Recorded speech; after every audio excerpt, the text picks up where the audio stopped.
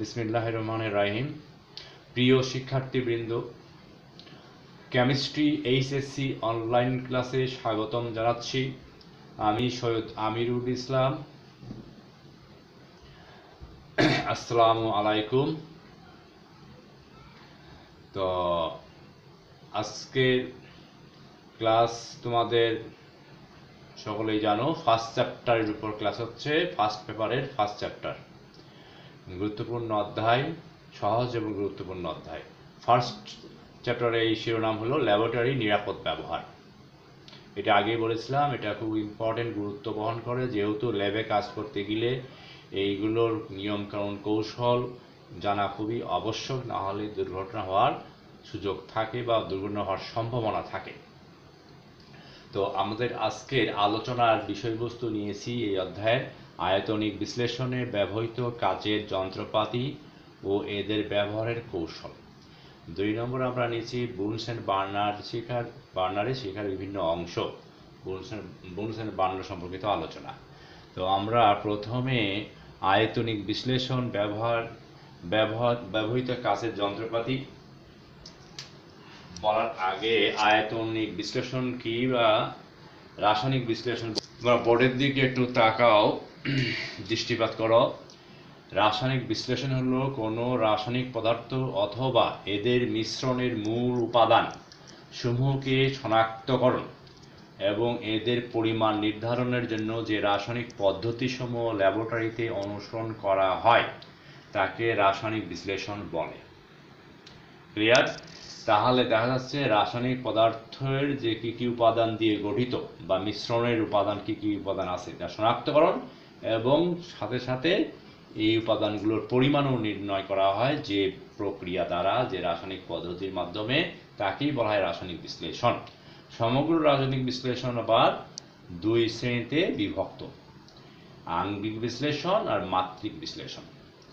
যে বিশ্লেষণ প্রক্রিয়ায় কোনো রাসায়নিক পদার্থের অথবা এদের মিশ্রণের মূল উপাদান বা জৈব যৌগের মূলকসমূহের উপস্থিতি রাসায়নিক বিক্রিয়ার সাহায্যে বিশেষ বর্ণযুক্ত যৌগের দ্রবণ অথবা অধক্ষেপ সৃষ্টির মাধ্যমে শনাক্তকরণ সম্ভব হয়, একে আঙ্গিক বিশ্লেষণ বলে। যেমন অজৈব লবণের ক্যাটায়ন অ্যানায়ন শনাক্তকরণ পদ্ধতি হলো আঙ্গিক বিশ্লেষণ। অর্থাৎ আমরা এটুকু বুঝলাম, এই বিশ্লেষণ দ্বারা জৈব যৌগের উপাদান কি আছে সেটা জানা যায়। মাত্রিক বিশ্লেষণ, যে বিশ্লেষণ প্রক্রিয়ার সাহায্যে কোনো রাসায়নিক পদার্থের মূল উপাদানসমূহের আনুপাতিক পরিমাণ বা সঠিক পরিমাণ নির্ণয় করা যায়, একে মাত্রিক বিশ্লেষণ বলে। তাহলে আমরা বুঝলাম যে এই বিশ্লেষণ দ্বারা সংশ্লিষ্ট মিশ্রণে বা পদার্থে উপাদানসমূহ কি পরিমাণে আছে তা সঠিকভাবে নির্ণয় করা যায়। তো এইটা আবার 2 শ্রেণীতে বিভক্ত: একটা ভরভিত্তিক বিশ্লেষণ, একটা আয়তনিক বিশ্লেষণ। ভরভিত্তিক বিশ্লেষণের বেলায় পরীক্ষাধীন পদার্থের রাসায়নিক প্রক্রিয়ায় সৃষ্ট অধক্ষেপকে পর্সেলিন বাটিতে উচ্চ তাপমাত্রায় উত্তপ্ত করে শুষ্ক করার পর প্রাপ্ত ভরের ওজন গ্রাম এককে নেওয়া হয়। তাহলে এই বিশ্লেষণের মাধ্যমে আমরা এই সংশ্লিষ্ট পদার্থের গ্রামে প্রকাশিত ভর জানতে পারি। আয়তনিক বিশ্লেষণ, আয়তনিক বিশ্লেষণের বেলায় কোনো নির্দিষ্ট আয়তনের প্রদত্ত নমুনার সাথে অপর কোনো নির্দিষ্ট আয়তনের বিকারক দ্রবণের তুল্য পরিমাণে বিক্রিয়া সম্পন্ন করে প্রদত্ত নমুনায় পরীক্ষণীয় উপাদানের মল পরিমাণ গণনা করা হয়।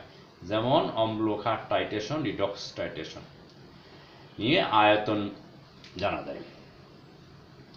তো আয়তনিক বিশ্লেষণে ব্যবহৃত যন্ত্রপাতি, আয়তনিক বিশ্লেষণে নিম্নলিখিত যন্ত্রপাতি ব্যবহৃত হয়, যেমন মেজারিং সিলিন্ডার, মেজারিং ফ্লাক্স বা পরিমাপক flask, burette, pipette, conical flask, funnel, wash বোতল। এইগুলো আমরা আয়তনিক বিশ্লেষণ কাজে ব্যবহৃত যন্ত্রপাতি। অলরেডি তোমরা টাইট্রেশন করার সময় এইগুলো যন্ত্রপাতির সাথে পরিচিত হবা। তাছাড়াও আমি গত ক্লাসে এইসব যন্ত্রপাতির চিত্র সহ দেখাইছি। আমরা আজকে বুরেট তো অলরেডি জানো যে টাইট্রেশনের জন্য খুবই প্রয়োজনীয় একটা কাচের যন্ত্র। সিলিন্ডার আকৃতি, সমান ব্যাস বিশিষ্ট মোটা কাচের নল, যার এক মুখ খোলা আর এক মুখ সরু সরু মুখের সাথে স্টপ টপ যুক্ত থাকে, অর্থাৎ বুলেটে তরলের পতন নিয়ন্ত্রণের কাজে। তো আমরা এই বুলেট ব্যবহার করি সবাই জানো বিভিন্ন অজানা দ্রবণের ঘনমাত্রা নির্ণয়, সেটা অ্যাসিড হতে পারে, ক্ষার হতে পারে, বা অন্য কোনো দ্রবণ হতে পারে। এখন যে আমরা নির্ণয় করার জন্য এখানে যে দ্রবণটা রাখবো, এই ট্রানজিশন করার আগেই আমাদের প্রথম কাজ হলো বুলেটকে পরিষ্কার করা, অর্থাৎ অপরিষ্কার থাকলে কাজে বিঘ্ন হবে, ভুল পাঠ দিবে। এই জন্য প্রথম কাজ পানি দ্বারা ধৌত করা। তারপরে যন্ত্রপাতি পরিষ্কারের জন্য ভালো ক্লিনজিং মিশ্রণ, জানো যে পটাশিয়াম ডাইক্রোমেট সালফুরিক অ্যাসিড মিশ্রণটাকে বলা হয় ভালো একটা পরিষ্কারক মিশ্রণ। এটা অলরেডি গতদিন গত ক্লাসে বলেছি আমরা। তো এই মিশ্রণ দ্বারা পানিতে ধুয়ে তারপর এই মিশ্রণ দ্বারা আমরা বুলেটটাকে ধুয়ে নিব। এখন তার আগে ধুয়ে নেওয়ার পর ব্যবহার করার পূর্বে আমাদের দৃষ্টি দিতে হবে স্টপ কর্কটা ঠিকমতো ঘুরে কিনা। স্টপ কর্ক যদি ঠিকমতো না ঘুরে বা পাশ দিয়ে কোনো পানি পড়ে কিনা, যদি পানি পড়ে তাহলে আমরা কি করব, এখানে গ্রিজ লাগাই দেব। গ্রিজ লাগানোর পরে যদি স্টপ করে ছিদ্রের ভিতরে যদি গ্রিজ ঢুকে যায়, সেই ক্ষেত্রে তার দ্বারা এটাকে অপসারণ করব। ওকে, এরপর আমরা ব্যবহার করার সময় যে দ্রবণটা নিব, প্রমাণ দ্রবণ, যে অ্যাসিড নিই বা যে দ্রবণই নিই, সেই দ্রবণ দ্বারা সামান্য এই বুলেটটা ভরে কিছু অংশ বাইর করে নিব। মানে ওই দ্রবণ দ্বারা বুলেটকে ভরে বাইর করে নেওয়ার এইকে বলা হয় রিন্স করা, ওই দ্রবণ দ্বারা রিন্স করে নেওয়া। এরপর আমরা বুলেটটা কিন্তু মিলিলিটারে দাগাঙ্কিত, 50 মিলিলিটার দেখাচ্ছে এখানে, 0 থেকে 50 মিলিলিটার এই পর্যন্ত 0 রাখবো। তারপরে আস্তে আস্তে যখন পড়ে থাকবে তখন এই মানটা 50 মিলিমিটার ধারণ ক্ষমতা এই বুলেটটার। বিভিন্ন মাপের বুলেট আছে, 50 কিউবিক সেন্টিমিটার। এখন আমরা তাহলে এই ব্যবহার করার পর তারপরে আমরা যখন স্টপ কর্ক ঠিক করে ফেললাম, এরপর আমরা ব্যবহার করব ফানেল দিয়ে নির্দিষ্ট পরীক্ষণীয় দ্রবণ বা প্রমাণ দ্রবণটা রাখবো। প্রমাণ দ্রবণ ভরার সময় তারপরে আমরা ব্যবহার করব এখানে প্রমাণ দ্রবণ ভরার পরে আমরা নিচে এইটার জাস্ট নিচে রাখবো হলো কনিক্যাল ফ্লাক্স, যেটা আমরা টাইটেশন আরেকটা কাঁচের যন্ত্র। কনিক্যাল ফ্লাক্সে আমরা দ্বিতীয় দ্রবণটা রাখবো নির্দিষ্ট পরিমাপের 10 ml, বা এই 10 ml হোক আর 5 ml হোক, নির্দিষ্ট পরিমাণে এই 10 ml মেপে নিব আমরা পিপেটের সাহায্যে। এই পিপেটের সাহায্যে দ্রবণ যে প্রমাণ দ্রবণ থাকে, কারণ ওই প্রমাণ দ্রবণটা আমরা পিপেটের সাহায্যে মেপে নিতে পারি। এই দাগ পর্যন্ত এটা 10 ml পিপেট দেখাচ্ছি আমরা, টিডি মানে গতদিন বলেছি টু ডেলিভারি। তো পিপেট থেকে মুখ দিয়ে টেনে বা পিপেট ফিলার দিয়ে টেনে নির্দিষ্ট দাগ বন্ধ ভরবো, এটা ঢেলে তারপরে এই পিপেটটা আমরা কনিক্যাল ফ্লাক্সে নির্দিষ্ট তরলটা ঢালবো। এরপর নির্দিষ্ট নির্দেশক বা ইন্ডিকেটর যোগ করে দিয়ে বুলেটের নিচে রাখবো। এইটা বুলেটটা বাম হাতে ধরবো, এটা ডান হাতে ধরে আমরা কাজ করব। ওকে, তো এইখানে মাঝে মধ্যে পানি দিতে হবে। পানি ঢালার জন্য আমাদের ওয়াশ বোতল আছে, ওয়াশ বোতলে পাইপ দিয়ে পানি দিতে হয় মাঝে মধ্যে গায়ে যদি এই তরল ফোঁটা ওই দ্রবণ যদি লেগে থাকে তখন দেখা যায় বিক্রির আওতার বাইরে চলে যায়। এই জন্য গায়ে মাঝে মধ্যে পানি দিয়ে ঠিক করতে হয়। এইখানে পাট নেওয়ার সময় খেয়াল রাখতে হবে, পাট নিতে হলে আমাদেরকে যে আমরা জানি যেহেতু কাঁচের যন্ত্র, এটা পরীক্ষায় যে সিলিন্ডার আকৃতি কাঁচের নল, এই যে বুলেট যে দ্রবণ রাখা হয় পানি বা অন্য কোনো লৌহ দ্রবণ, যা কি হয় কাঁচের উপরে কিছু অংশ উপরে উঠে চলে আসে, স্পর্শ টানে, বা এটাকে বলা হয় সারফেস টেনশন, তলটানের ফলে কিছু অংশ উপরে উঠে আসে। এই যে উপরের অংশ যে উঠে আসে এটাকে মিনিস্কাস বলে। এই উপরে অবতল প্রকৃতি, অবতল আকৃতি, এই অবতলের জাস্ট নিচের অংশের পার্টটাই আমরা নিব। এই শক্তি যেটা মিনিস্কাস বলা হয়, সঠিক পার্ট হলো অবতলের নিচের অংশ দিয়ে দৃষ্টিপাত করব। ওকে, এখন আমরা অনেক সময় এই মিনিস্কাসটা অনেক সময় দৃষ্টিগোচর হয় না প্রতিফলনের কারণে, সেই ক্ষেত্রে আমরা এই বুলেট রিডার ব্যবহার করব, করে এই সঠিক পাঠ তখন ব্যবহার প্রতিফলনটা ওইটা সমস্যা থাকে না। তবে খেয়াল করতে হবে যে পার্টটা নিব, যদি বুলেট রিডার যদি না নিই তাও নেওয়া যাবে, অর্থাৎ প্রথমবার পার্ট নিব যেভাবে, দ্বিতীয়বার একইবার যে পার্ট নিই তাহলে আর সমস্যা হবে না। তাহলে আমরা এই বিষয়ে খেয়াল রাখে প্রথমে রাখবো 0 দাগে রাখবো দ্রবণটা, তারপরে আস্তে আস্তে কনিক্যাল ফ্লাক্সে যোগ করব, তারপরে যতটুকু পড়বে কতটুকু বুলেটে সেটা পার্ট দিবে। এইভাবে আমরা প্রথম থেকে দ্বিতীয় পার্ট বাদ দিলেই আমরা আকাঙ্ক্ষিত দ্রবণের আয়তন বের করতে পারি। যা আমরা এখন দেখব যেটা খুব গুরুত্বপূর্ণ যে অংশটার একটা বার্নার। কেমিস্ট্রিতে আমরা জানি বিভিন্ন ল্যাবে কাজ করার সময় তাপ দেওয়ার প্রয়োজন হয়, বিভিন্ন দ্রবণ তাপ দেওয়ার প্রয়োজন হয় এই বিশ্লেষণ কাজে। তাই তাপ দেওয়ার জন্য সচরাচর যেটা ব্যবহার করা হয় বুনসেন বার্নার।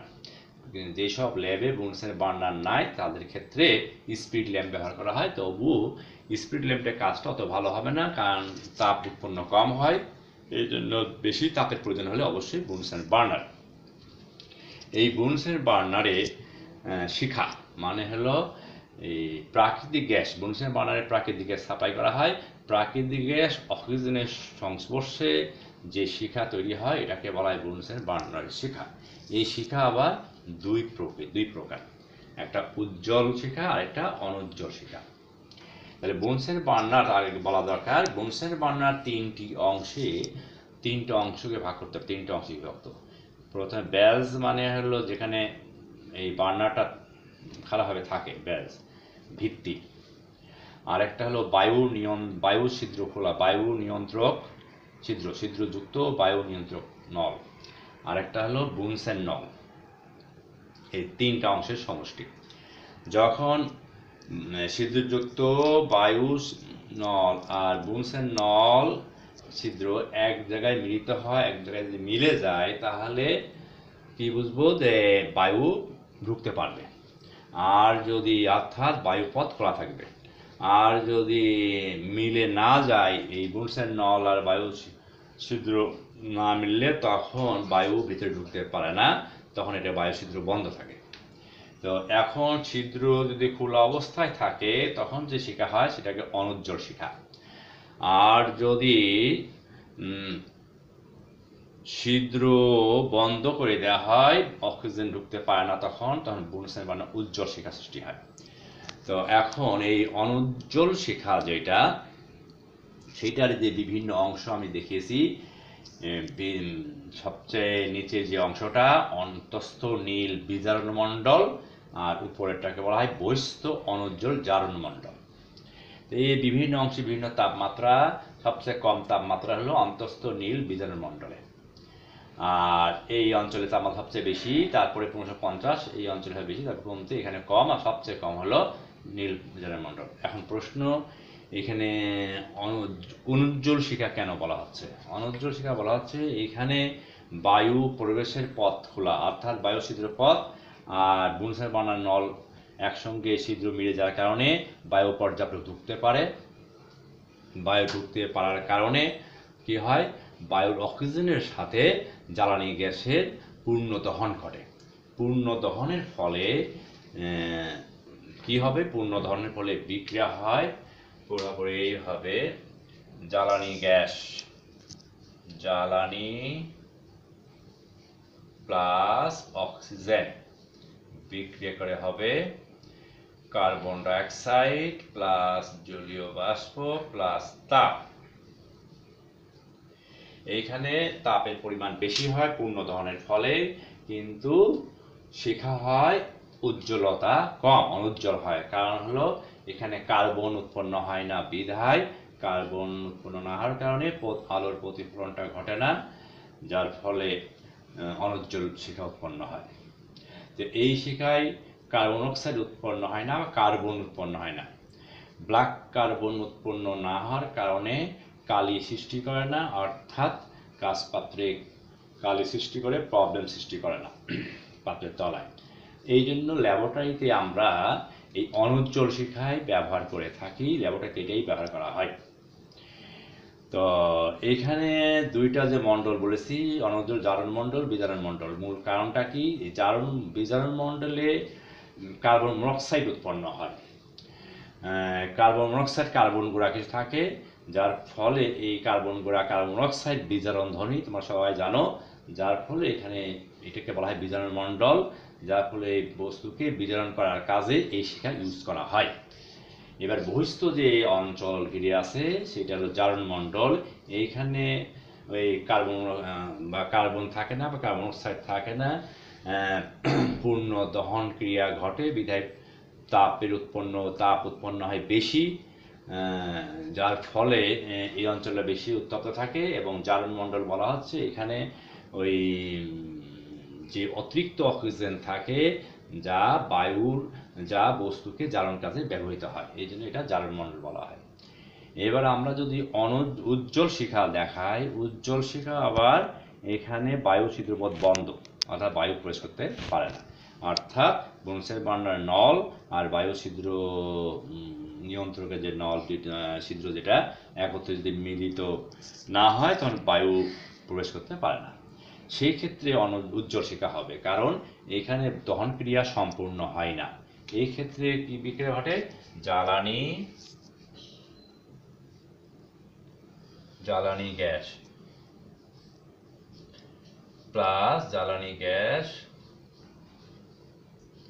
প্লাস অক্সিজেন হয়ে যাবে কার্বন মনোক্সাইড, জলীয় বাষ্প, কার্বন প্লাস তাপ। এইখানে কার্বন উৎপন্ন হওয়ার কারণে, ব্ল্যাক কার্বন উৎপন্নের কারণে এই কালো দাগ পড়ে, পাত্রের তলায় কালো স্পট পড়ে, যার ফলে তাপ উৎপন্ন তুলনামূলকভাবে কম হয়, যেহেতু পর্যাপ্ত দহন ঘটে না অক্সিজেন না থাকার কারণে। অক্সিজেন অপর্যাপ্ত দহনে কার্বন ডাইঅক্সাইড না হয় কার্বন অক্সাইড হয়ে যায়, আর কার্বন থাকে। কার্বন আবার কি করে? তখন এই উত্তপ্ত ইলেকট্রনগুলো উত্তপ্ত হয়ে শক্তি শোষণ করে পরবর্তীতে বিকৃত করে, এই বিকৃত রশ্মিগুলো উজ্জ্বল শিখার সৃষ্টি করে। তো এখানে তাপ উৎপন্ন কম হয়, উজ্জ্বলতা বেশি। এটা সাধারণত ল্যাবরেটরিতে ব্যবহার করা হয় না, তাপ উৎপন্ন কম হয়। তাছাড়াও আরেকটা কারণ হলো ওই বিভিন্ন কাজের যন্ত্রপাতি কালো দাগ পড়ে বিধায় এটা ব্যবহার করা হয় না। এই আরেকটা আমাদের ব্যবহার করা হয় স্পিড ল্যাম্প, বলা হয়নি। স্পিড ল্যাম্পটা আসলে খুব সিম্পল, এটা আবার তাপ উৎপন্ন এদের মতো হয় না, এত বেশি তাপ উৎপন্ন হয়, অল্প তাপ উৎপন্ন হয়। এই জন্য স্বাভাবিক যেসব কাজে বেশি তাপের প্রয়োজন তাদের ক্ষেত্রে আমরা স্পিড ল্যাম্প ব্যবহার করতে পারি না। কারণ সহজ একটা কাচের বা ধাতুর তৈরি পাত্রে থাকে সল্টে, তারপরে পাত্রের মধ্যে থাকে জ্বালানি হিসাবে স্পিড বা অ্যালকোহল। তো এই হলো আমাদের আজকে আলোচনা। তো তোমরা ভালো থেকো, আশা করছি আগামীতে তোমরা অংশ নেবে, এই আশাবাদ ব্যক্ত করি আমার লেকচার শেষ করছি। আল্লাহ হাফেজ। সকলেই ভালো এবং সুস্থ থেকো।